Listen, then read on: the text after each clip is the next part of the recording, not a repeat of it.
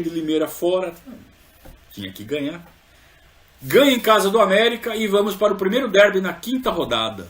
Jogo pegado, jogo pau a pau, jogo derby. E aí tinha sempre aquele histórico de derby, né? Lembra quando o time tá mal, o outro tá bem? As coisas se igualam no derby. Isso acontece até hoje. E tava pau a pau o jogo. 1-1. O Corinthians faz 2-1, 17, 18 do segundo tempo. E tá jogando melhor. O Palmeiras não consegue reagir. E aos 37 do segundo tempo, o Corinthians faz 3-1. Acabou. Acabou. 3-1, os caras estão jogando melhor. O que o Palmeiras tinha que fazer? Acabou o jogo. Para o jogo. Não tem mais jogo. Não. O Palmeiras resolve ir pra frente, que nem índio, pra tentar empatar um jogo que tá 3-1 e os caras estão dando um couro na gente. O gol foi aos 37, né? Gol do Casagrande.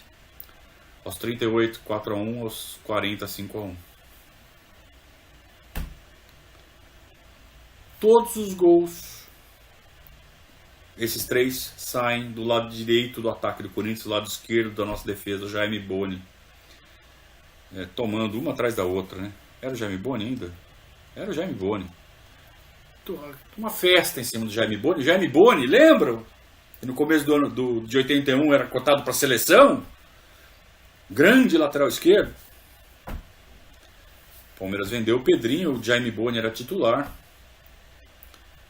E não dá, né, gente?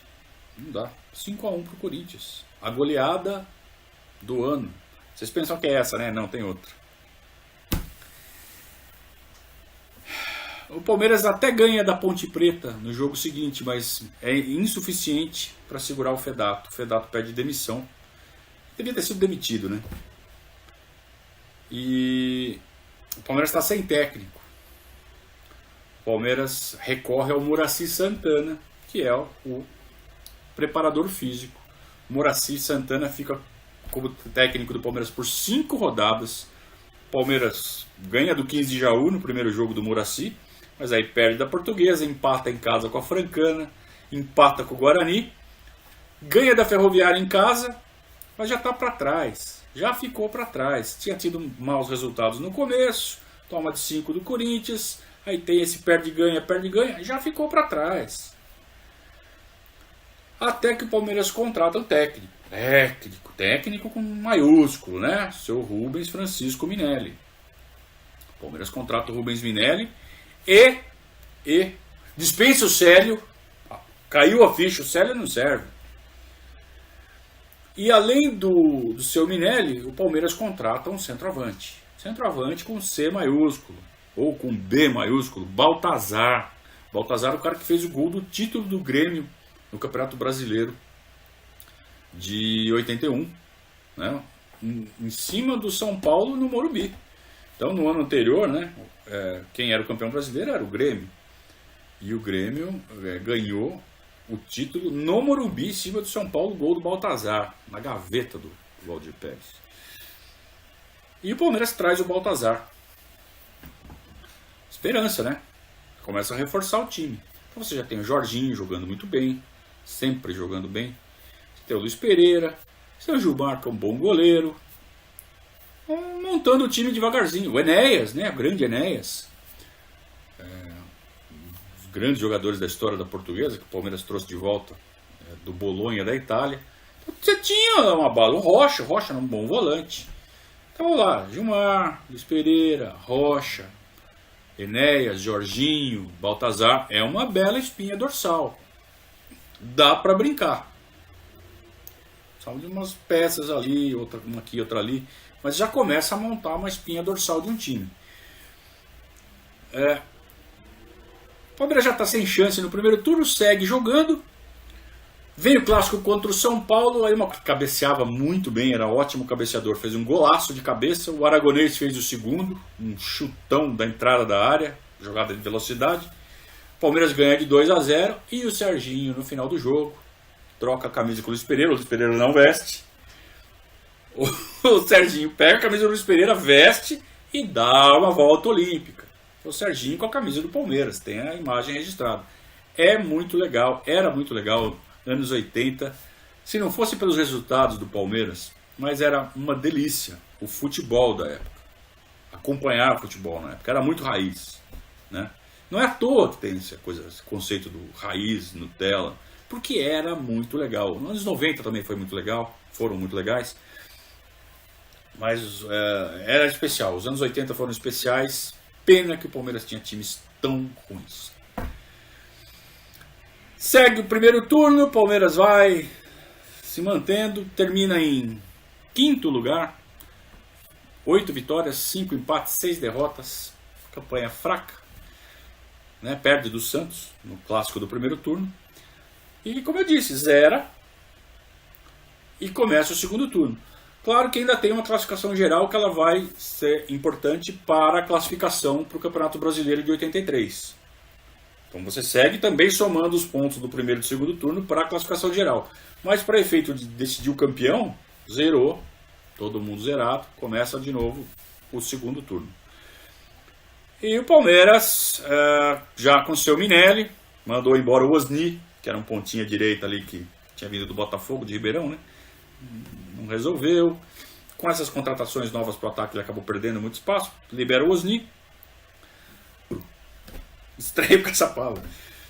E ele estreia no jogo contra o São Paulo no segundo turno, que o Palmeiras ganha de novo. Então o Palmeiras ganhou do São Paulo no primeiro e no segundo turno. Você veja que era ruim, mas o time... alguma coisa saía. E eram esses pequenos prazeres que faziam a gente acreditar que continuava valendo a pena ser palmeirense. A gente tomava no lombo no final. Mas essas pequenas alegrias eram um combustível muito importante. E o Palmeiras sabia, conseguia fazer isso. Não é que sabia, conseguia. Então, nesse ano a gente ganhou as duas do São Paulo.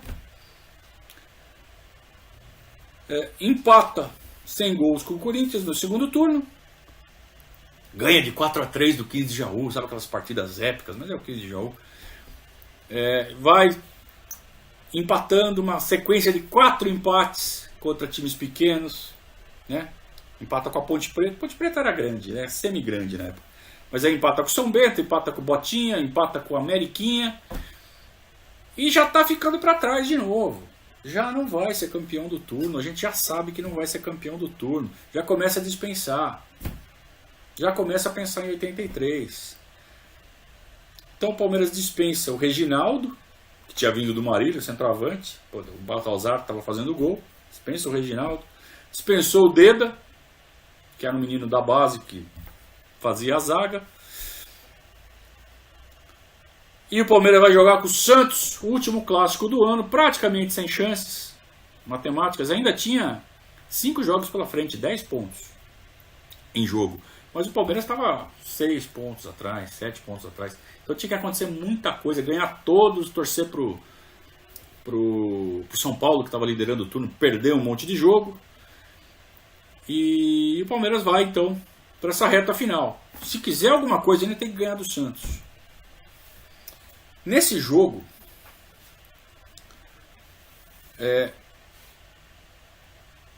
o Palmeiras dispensou o Jaime Boni, lateral esquerdo, que era ruim, péssimo, horroroso.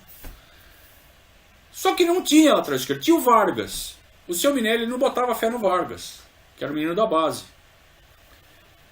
E aí ele colocou o Baroninho de lateral esquerdo. O Baroninho, ponta esquerda. O seu Minelli olhou e falou assim: você, com essa canhotinha aí, você vai dar conta. Você vai jogar de lateral esquerdo. Ponta direita do Santos era um tal de Serginho. Que depois ele virou Serginho II ou Serginho Dourado. Quando o Serginho do São Paulo foi para o Santos, centroavante. O Serginho, centroavante, um cara consagrado no futebol, não ia mudar de nome, né? Então quando o Sérgio Bernardino, né, o centroavante, quando ele chega no Santos, o Serginho, ponta direita, tem que mudar de nome. Então ele vira Serginho II, Serginho II, ou Serginho Dourado. Na época ele era Serginho II, depois que ele acabou adotando o Dourado. E foi o tal do Serginho II jogar em cima do Baroninho e ele deitou no Baroninho. Mas deitou. Ele acabou com o jogo. E lembra que eu falei que o 5-1 do Corinthians Falei, vocês acham que é a única goleada do ano? Não. Nós tomamos de 6-1 do Santos. 6-1 pro Santos. Mais uma goleada. Então você ganha as duas do São Paulo, mas você toma um chocolate do Corinthians e toma uma trolha do Santos. Goleada. No ano anterior tinha sido goleado pelo Flamengo, pelo Internacional. Sabe, tava tomando de 6 toda hora. Dói. Não pode. E aí o Palmeiras já está eliminado, sabe? Falta 4 jogos, tem que ganhar os 4, São Paulo tem que perder os 4, não vai acontecer. No final do ano o Palmeiras dispensa o Benazzi, dispensa o Polozzi. O Benazzi tudo bem, vai, né? O Polozzi era um bom zagueiro, foi jogar do lado do Luiz Pereira ali, dispensa o Polozzi. Não consegue pagar o Polozzi e fala assim, pô, não aguento mais tomar pau aqui, quero tentar ganhar algum título em outro lugar. Ninguém mais queria ficar no Palmeiras. Então o Palmeiras precisa de um plano. O Palmeiras precisa se reinventar. Termina o ano de 1982 e a sensação é a pior possível. Nós já estamos com 6 anos sem títulos. A fila é uma realidade e a pressão é muito grande e a imprensa não tem dó. Bate e bate. Por quê? Porque eles estão muito machucados por causa de 74. Não fechou a ferida de 74 ainda. Eles batem. A imprensa palmeirense é bunda mole. Não consegue responder à altura, não consegue segurar essa pressão à altura. E o Palmeiras vira o patinho feio do futebol paulista. O Santos está maior que o Palmeiras. Olha que absurdo. Então, é assim que vai sendo construído todo aquela libertação que acontece em 1993. O sentimento é cada vez pior. A gente tem aquelas pequenas alegrias que renovam a nossa força, mas o final da novela a gente sempre sabe qual vai ser. O final do filme é sempre o mesmo. O Palmeiras vai ser eliminado, o Palmeiras vai ou não vai chegar nem perto, ou vai chegar, acho que agora vai e não vai. Tipo o Barrichello, né? Hoje não, hoje sim. Era assim, década de 80 era isso. A gente chegou no fundo do poço, tá? Não tem pior, tá? Essa é a notícia boa. A partir da semana que vem a gente entra então em 83. Em 83 o Palmeiras reage bonito. O Palmeiras, ao contrário do que se tentou fazer em 81, quando contratou de baseada e era um pior que o outro, o Palmeiras contrata um bom time para 83. Começa 83 bem renovado. A gente vai contar essa história na segunda-feira. E o time faz que vai, a gente acha que vai, no final a gente sabe que não vai. Mas pelo menos a gente não passa vergonha. Pelo menos a gente não é humilhado. É um ano em que a gente estufa o peito. E é um ano que os adversários olham e falam, porra, ainda é o Palmeiras. Né? Calma que não é esse cachorro morto todo. Não. Então a gente começa a lentamente deixar o fundo do poço que a gente atingiu no ano de 82. Aliás, começamos, né, a montar esse time agora mesmo em 82. Como eu disse, essa espinha dorsal que a gente já tinha. E aí os reforços chegam. E aí o time fica realmente parrudo em 83, com a chegada de jogadores importantes como o Wagner Bacharel. A gente vai falar com mais detalhes. Em 83 a coisa começa a melhorar. Nós não vamos ganhar título, tá? Spoiler. Não vamos ganhar título, mas pelo menos o orgulho volta. O time, pelo menos monta um bom time, não consegue o título, mas a gente não passa vergonha. Acho que isso é o mais importante.